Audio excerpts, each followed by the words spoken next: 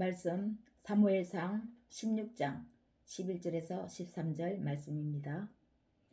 또 사무엘이 이새에게 이르되 내 아들들이 다 여기 있느냐? 이새가 이르되 아직 막내가 남았는데 그는 양을 지키나이다.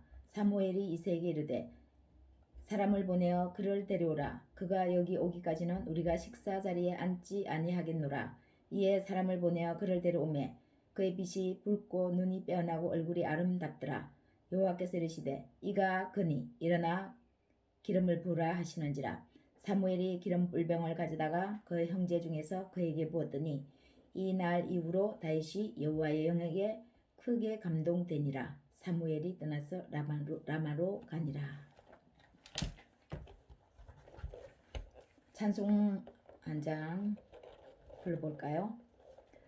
나의 기쁨 나의 소망 되시며 나의 생명이 되신 주 밤낮 불러서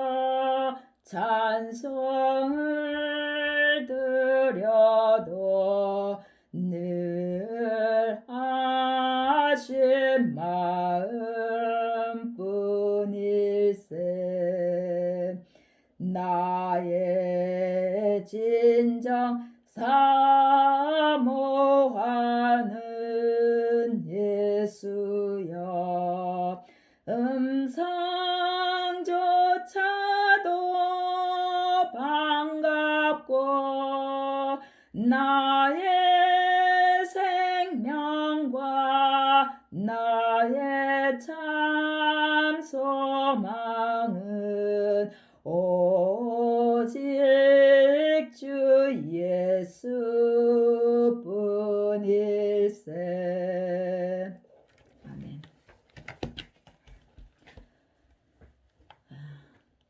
인간의 욕구 중 가장 강력한 욕구는 하나님을 갈망하는 욕구일 것입니다. 부족함에 대한 의식, 이 의식이야말로 인간을 이해하는 데 중요한 단서를 제공합니다. 인간은 자신에게 무언가 필요하고 무언가 부족한 것이 있다는 사실을 늘 인식하는 것은 긍정적인 일입니다. 하나님을 인식하고 하나님께 반응하는 존재로서 살아가는 한 인간이 갖는 경험의 높이와 깊이와 넓이와 길이의 여러 차원을 이 정도까지 보여줄 수 있을까 싶습니다. 오늘부터 다윗을 통해 인간이 하나님 없이 과연 인간다울 수 있을까 하는 질문을 진지하게 던져보며 여러분과 함께 은혜를 받고자 합니다. 다윗의 어린 시절에 대한 삶의 이야기는 거의 없습니다. 어떤 환경에서 자랐는지, 어떤 유년 시절을 보냈는지 특별히 기록하지는 않았습니다. 그러나 아버지 이새의 다윗 자녀를 대하는 방식은 여느 부모와 별 차이 없이 평범하게 보입니다. 여러분은 자녀를 바라볼 때 어떤 눈으로 바라보십니까? 어쩌면 부모가 된다는 것은 참으로 기뻐야 하겠지만 무서운 일일 수도 있습니다. 하나님이 창조하신 창조의 시각에서 완전히 벗어나 제한된 인간의 한계에서 더 이상 나아가지 못하면 그러면 부모는 자녀를 전혀 엉뚱하게 키울 가능성이 상당합니다. 다윗의 아버지 이새 역시 지극히 제한된 시각을 갖고 자녀를 대한 듯합니다. 이새의 자녀 양육에는 몇 가지 실수가 보입니다. 첫 번째, 한 사람 한 사람의 인격처로 보지 못했습니다. 이는 곧 자녀에게 희망을 갖지 않은 것이죠. 자녀 한 사람 한 사람을 바라보면서 그 객체로서 그에 대한 희망을 보지 못했던 것입니다. 한 자녀 한 자녀를 유심히 관찰할 때 각자의 개성, 특징을 바라보며 미래지향적인 시각을 갖는 것이 중요합니다. 아이의 특징을 관찰하는 것이 이세에게는 없었던 것 같습니다. 두 번째는 사랑이 그다지 많았던 것 같지는 않습니다. 의례적인 자녀로 대하는 조금 방임적인 방식이죠. 자녀는 부모의 사랑을 먹으며 자라야 자존감이 극대화됩니다. 아버지 이새의 이러함에도 불구하고 다윗은 이스라엘의 통치자이자 예수 그리스도의 조상으로서 성경에서는 반드시 필요한 존재로 부각시키고 있습니다. 다윗을 아무도 관심 기울이지 않던 다윗을 하나님이 기억하십니다. 16장 오늘 본문 중에 11절 또 이새에게 이르되 내 아들들이 다 여기 있느냐. 이새가 이르되 아직 말째가 남았는데 그가 양을 지키나이다. 사무엘이 이새에게 이르되 사람을 보내어 그를 데려오라. 그가 여기 오기까지는 우리가 식사자리에 앉지 아니하겠노라. 모든 만물에는 한계가 있습니다.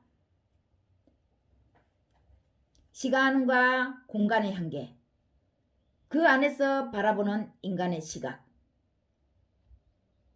한계 안에 있는 거죠. 모든 만물을 창조하신 하나님만이 무한하시므로 한계가 제한이 없으십니다. 무한하십니다. 사무엘 선지자 역시 하나님의 도우심으로 올바른 안목을 갖지만 그도 처음엔 분별의 능력이 없었습니다. 보여지는 그 한계를 넘지 못했던 것이죠. 그런 한계는 늘 우리를 제한적으로 보라고 우리 눈에 보여줍니다. 그러나 하나님의 무한은 눈에 명백히 보이는 것을 뛰어넘어 볼 수 있도록 합니다. 실망스러운 사람의 과거를 넘어서 그에게 있는 가능성을 볼 줄 알도록 합니다. 사람의 깊은 내면에 있는 가치와 가능성을 볼 수 있는 것은 하나님의 눈을 가질 때 비로소 열리는 것입니다. 무한하신 하나님만이 그 한계를 제한하지 않으시고 깨뜨리시는 것입니다. 아버지도 가정 환경도 특별하지 않았는데도 불구하고 어떻게 하나님이 다윗을 기억하고 계셨을까요? 다윗은 성실했습니다. 즉 맡은 바 책임을 끝까지 완수하기에 하나님은 그를 기억하셨습니다. 사람이 있든 없든 자신에게 맡겨진 임무는 소홀히 하지 않고 최선을 다했습니다. 17장 34절 35절 다윗이 사울에게 말하되 주의 종이 아버지의 양을 지킬 때에 사자나 곰이 와서 양떼에서 새끼를 물어가면 내가 따라가서 그것을 치고 그 입에서 새끼를 건져내었고, 사자나 곰이 불가항력적인 일이 발생하면 자연적인 재해, 핑계댈 수 있죠. 사자한테 곰한테 사람이 어떻게 이길 수 있습니까? 집에 가서 아버지한테 그렇게 해서 한 마리 잃었다고 말씀드릴 수도 있습니다. 그리고 불성실하면 에이 한 마리쯤 이렇게 생각할 수도 있겠죠. 양 한 마리를 지키려고 살리려고 사자나 곰 앞에서 자기의 목숨도 기꺼이 내려놓고 덤볐습니다. 양을 구하기 위해 자기 목숨도 기꺼이 아무렇지도 않은 듯 내려놓는 다윗은, 그런 다윗을 하나님은 보고 계셨던 것이었습니다. 예수 그리스도의 사랑이죠. 한 마리 양을 위해서 찾으시고 찢기는, 피 흘리시는 예수님의 그 모습. 두 번째, 그는 아버지 말씀에 충실히 순종하는 자식이었습니다. 전쟁터에 있는 형들에게 심부름을 보낼 때도, 혼자 남아 양을 치라고 할 때도 다윗은 그것이 부모님의 말씀이기에 충실히 이행했습니다. 나라의 훌륭한 일을 하기 전에 부모의 훌륭한 효자 역할을 먼저 이행한 것이죠. 부모한테 자녀로서의 책임을 다한 것입니다. 부모도 자녀한테 책임과 권리가 있는 것처럼 자녀 역시 부모님한테 책임과 권리가 동시에 있는 것이죠. 수신제가 치국평천하라는 고사성어가 있습니다. 먼저 자신의 몸을 잘 닦은 다음 가정을 살피고 그 다음에 나라를 다스리고, 나라를 잘 다스리면 천하를 통일하여 이룬다. 천하를 통일할 수 있다. 라는 고사성어입니다. 다윗은 먼저 자기 자신한테 성실했고 부모님한테 가정에서 부모님의 말씀에 충실했습니다. 세 번째, 하나님을 갈망하는 욕구가 대단히 컸습니다. 가족들과 함께 할 때도, 혼자 남아 양을 돌볼 때도 다윗은 늘 하나님을 갈망했습니다. 하나님을 갈망하면 외롭겠죠. 군중 속에 정신이 분산되어 있는데 갈망할 틈이 있겠습니까? 갈망할 시간도 없고 생각도 안 나는 거죠.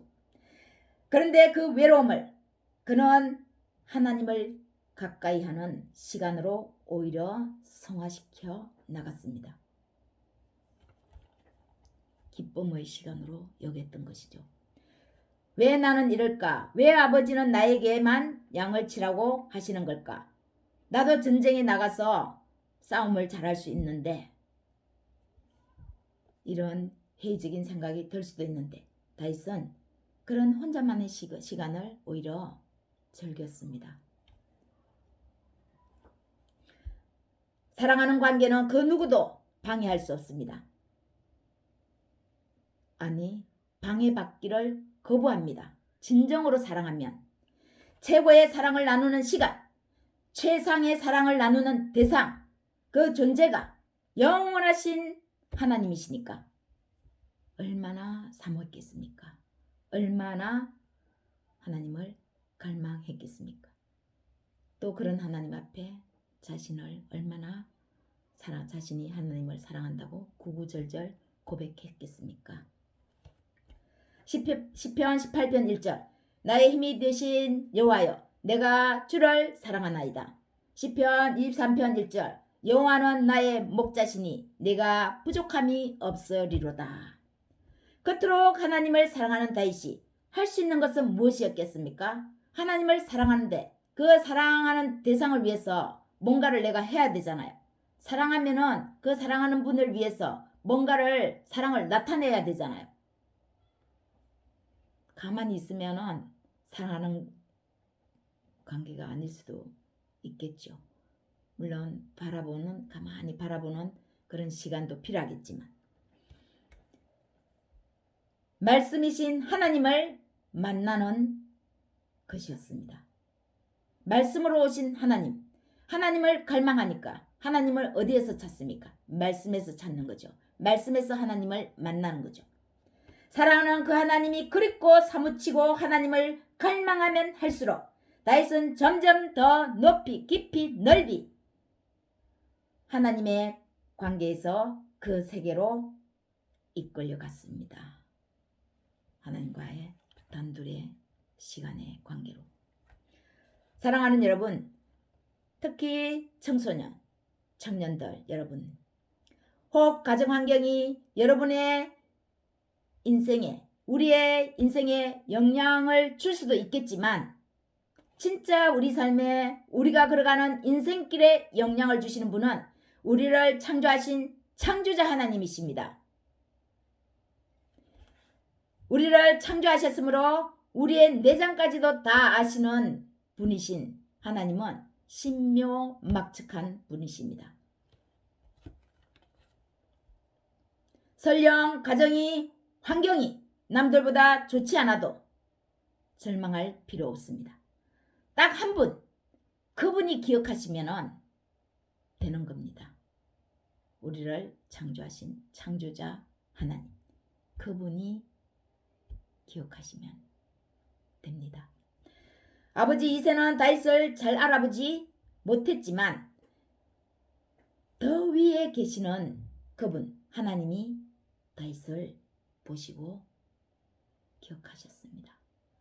사랑하는 이 땅의 청소년, 청년 여러분, 희망을 갖고 삶의 현장, 학업의 현장에서 다윗같이 늘 성실 건면하고 또 가정에서는 부모님을 공경하고 제일 중요한 하나님을 늘 갈망하여 찾으며 하나님과의 사랑의 관계를 더욱 깊이 있게 이어나가시기를 바랍니다.